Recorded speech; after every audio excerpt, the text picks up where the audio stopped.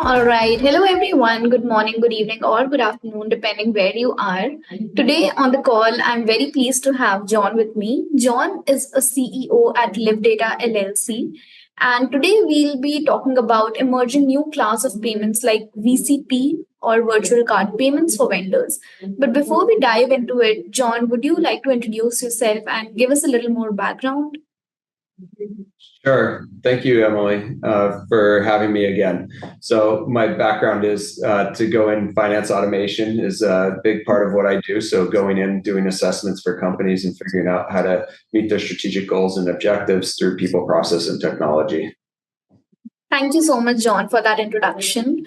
So let's actually, begin with the basics. So can you explain what the emerging new class of payments, such as virtual card payments, entail and how it differs from the traditional payment methods? Yeah, so there's a lot loaded into that question because there's different reasons to use virtual card payments, and it can be budgetary for a business to just use it so they control the expense for a specific purpose that actually ties to an account. And going back to our chart of accounts discussion and things too, you can actually set up a virtual card payment. Now there's two types of virtual card payments too, or there's the ones that are single use where you're using it from a security standpoint and to also control that a vendor can only use that card once for a specific approved PO or whatever it is. So there's that type that's a single use. And then there's also your virtual card payments that is you're using for a specific purpose, or you're using it a virtual card versus your regular card every day because it's set up for a purpose, and you can limit the categories and the level 2 and 3 categories that payment is set up for. So it can be merchant specific, it can be a specific category like fuel or something like that you can actually limit those virtual cards to. Got it. And John, what are the key features and benefits of virtual card payments for vendors, and how does it impact financial operations? Could you repeat that, please? Sure. Okay. So, John, what are the key features and benefits of virtual card payments for vendors, and how does it impact financial operations? Yeah, it can make it a lot more complex because there's more payment methods and things, and it can be more manual processes actually than just having all your ACHs regularly scheduled and things like that. So it can be more complex if you don't have the right tools and systems that do the fintech part of the payments process. If you don't have that in an automated fashion, or your vendors also often have to run the cards and they don't have portals and things that you can set up and stuff like that. So it can get a lot more complex. So you have to control it, but then there's benefits that are not necessarily just related to the virtual card payments, but you can participate and get a portion of that interchange and things back through rebates and stuff like that on cash back. You can also do single use like I talked about, which is a benefit from a security standpoint and controls. You can put proper approvals that a card can't be used until you actually approve it, or you can actually lock the card until you're actually, it goes through a proper workflow and things like that. So there's a lot of benefits from the cybersecurity and the control side that you can have with these cards, and it's becoming a bigger and bigger issue. Got it. All right, John. So moving to adoption and implementation, how widespread is the adoption of VCP among vendors, and what factors influence their willingness to accept such payment methods? Yeah, currently, I think the adoption it's getting there, and it depends on your size of the organization. There's some vendors that are requiring to pay it. Your larger players that want the rebates and things like that, and they have the benefits and they want the controls and all that stuff. They've forced their vendors to kind of do it. There's a lot of reluctance though because of the complexities I was talking about earlier. In that you have many cards, you have to give them a new card every time, potentially if it's a single use. So it can take a lot more labor, but then it gets recorded automatic into the right places and things like that. So there's both sides of it, but when you automate and it's through portals and things like that, it's definitely a lot easier. But the adoption, it's going to grow, I think, more and more as the fintechs make this easier and easier. And because of the cybersecurity risks, the fraud risks, and things like that, you're going to start seeing this more prevalent. It's also the understanding of the cost to process cash or process checks or process ACHs and things is not well understood today. By many organizations, because it's not as apparent when you're processing the card payments that where you get a interchange, you're getting charged 2.5%, 3%, or even more. So when that percent comes out and it shows up at a separate spot in your P&L versus manual labor and things, that's where people it draws attention to card payments, and a lot of people or companies switch back to ACH or checks because they see the P&L line and they're like, all of a sudden we spent $20,000 last month more than the month before, and it was because someone put a large amount on a card. So that piece, there's some resistance, but it's then goes back to how much does an ACH cost? How much does a check cost? How much are you paying your bank to go through the lockbox and things like that? If you can get off of those things, it might save you money in the end. Got it. Got it. So, John, can you share any experiences or challenges encountered during the implementation of virtual card payments or VCP within, your organization or even among other vendors? Yeah, the biggest challenges is if it's single use, is how to get the vendors used to taking a card every single time where you have to call and submit potentially versus an electronic way to submit versus your ACHs. So that's the biggest challenge I've had with doing it, because you can give them and you don't want to give a multi-use card necessarily because you want to make sure it's approved and tell them when to use it. It works best when there is an electronic method or portal that you can use the cards with.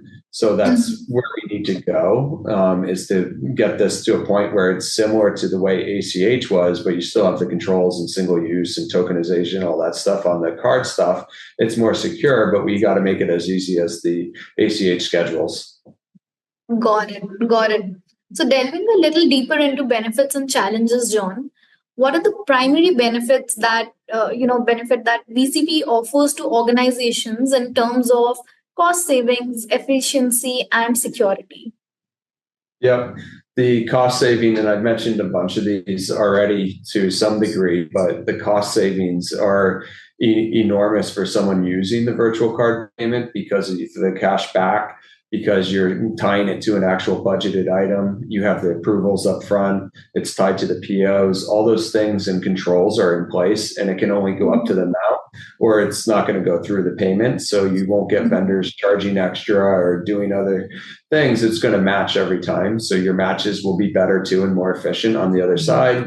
Your categorization of that virtual card, you can categorize them directly to your chart of accounts or to a specific cost center or profit center or other dimensions. You can even get more detailed into what other categories you're capturing on what you're purchasing and things like that can help out with automation.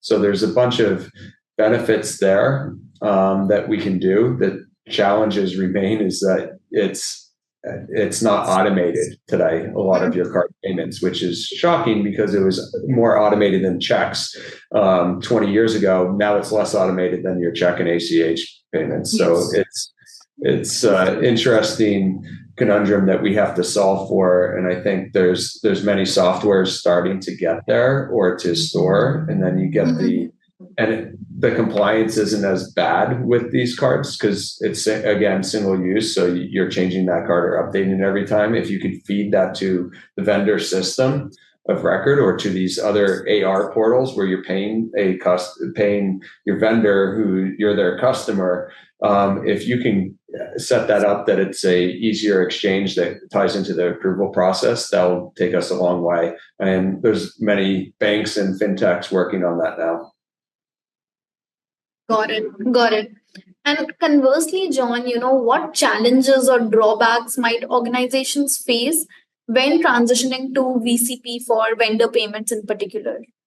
Yeah, not everyone accepts credit cards, so and then vendor the virtual card payments can get even more challenging because they don't want to take a new card every month and things. So there's a lot of pushback. They also don't want to pay the interchange because again, there's a tension there. So those are the main drawbacks. If it was seamless and you just got your cash back and rebates, everyone would be doing it. But there's a different cost to it than your cost of processing checks and things like that doesn't show up on the P&L necessarily. Got it. Got it. So, talking about vendor relationships and satisfaction, John, how does VCP impact vendor relationships? And have you noticed any changes in vendor behavior or preferences since implementing VCP? Yeah, I've had some vendors that have been pushing back a lot because of the interchange, and they're wanting you to send checks again and things like that because the cost is going up. And so those are the main challenges is the cost related, but then it's also we don't want to take a card and take the card number down every month and then have to process ourselves. We want you just to send in the payment ACH or wire directly to our bank account. It's a lot easier on the vendor side. So again, we have to solve that. It's also it's who can take up the process, vacations, those types of things, since it's a manual process often to take the card number down and then process. On the payment side as well, then you're processing a payment through manual versus a actual chip or a in-person payment as well, which affects interchange as well. Got it. Got it. Speaking a little more about security and compliance, John, how do VCP solutions ensure security and compliance with regulatory requirements, particularly in terms of data protection and fraud prevention? Yeah, so that's a very good topic here, and another benefit that I failed to mention earlier is the real fraud protection on the cards is much more than you're going to get from ACH or just writing checks and things like that. So that's one of the biggest benefits is you don't have to worry about number one, the likelihood of someone using a one-time card and misusing it is highly unlikely because of how you're transacting and it's a one-time use, so it can't be used multiple times. You send out a check, you gave out your bank information, and someone can use that over and over again to process. So those things can continue to cause problems on the ACH side, and this is a way that we can solve the problems of fraud by using the single-use VCP payments. It's also you have the compliance. You don't have to worry about the storage of the card number and things like that because again, it's single use, and so you don't have everyone's bank information on your ERP or in your database somewhere on an Excel sheet, even or in emails going back and forth where there's a lot of risk. Mm-hmm. Got it. Got it. So moving on to integration and scalability, John. Can you discuss the integrations of virtual card payment systems with existing financial systems and workflows, and also elaborate on how scalable are these solutions to accommodate growth and changes in the payment volumes? Yeah, I can. The integration capability is much better than it's ever been because you have the ability to go connect directly to almost any ERP, things like that. Your APIs are much more robust. Your compliance and things in there and security is also much more robust today. So it can be tied into the workflows and approvals. So when set up right, it's very scalable. It is very beneficial. If you're a large player, you're having people pay you through your portals anyways and things. So then it's a lot easier. And there's no human interaction and you know what it's for and everything is coded correctly right up front. So that's very helpful. So it's extremely scalable. It's not as scalable at the smaller company level yet because it's more of a higher implementation cost and everything to get the right portals and things in place and to have your vendors and everything go to them. Got it. Okay. So, from a future outlook standpoint, John, what do you foresee as the future of emerging payment methods like VCP? And are there any emerging trends or advancements that you believe will shape the landscape? Yeah, I think that this is, the way that things are going to go. I think eventually the US particularly will get off the checks. It just makes no sense at this point. It's costly to the banks, it's costly to the merchants, it's costly to everybody. And it's a lot of hidden costs. And I think that's going to drive more and more payments to the virtual card because it's an easier, more reliable, and it's gonna, again, you get the fraud protections and things like that that are needed. It's more critical than ever before. I think there's other trends and things too that I'm starting to see, which is, some people are still hesitant, I think, and things like that is when you get into the cryptocurrencies and things like that too, where it can relate, you can tie those to the transactions. But that's very beneficial, I think, for when you start getting into the global payment landscape versus just domestic as well. Got it. Got it. And just to conclude, John, based on your experience and the insights you shared, do you have any additional advice or recommendation for finance professionals that are considering the adoption of emerging payment methods like VCP? Yeah, my concluding remarks is that you need to be aware and understand the implications of it, and yeah, there are frustrations and things, but understand the tools and ability to make it easier and simpler, and what is the real cost of the other payment methods, along with what's it going to cost us and what's it going to save us from time, fraud, other things out there. It's critical to know. And then the software is coming. So I think, tools that are out there, and with AI machine learning, that's going to make this even easier to automate a virtual card number and everything in a fintech, and then process, and then it closes, and then you can do that every month, and that can be fully automated, and it's coming quickly. So stay on top, don't get frustrated with it, and it's going to save us all a lot of money and a lot of hassle down the line. Got it. Thank you so much, John, for sharing your expertise on the topic of emerging payments. The discussion was truly fruitful and it was great having you here. Thank you. All right. Thank you, Emma.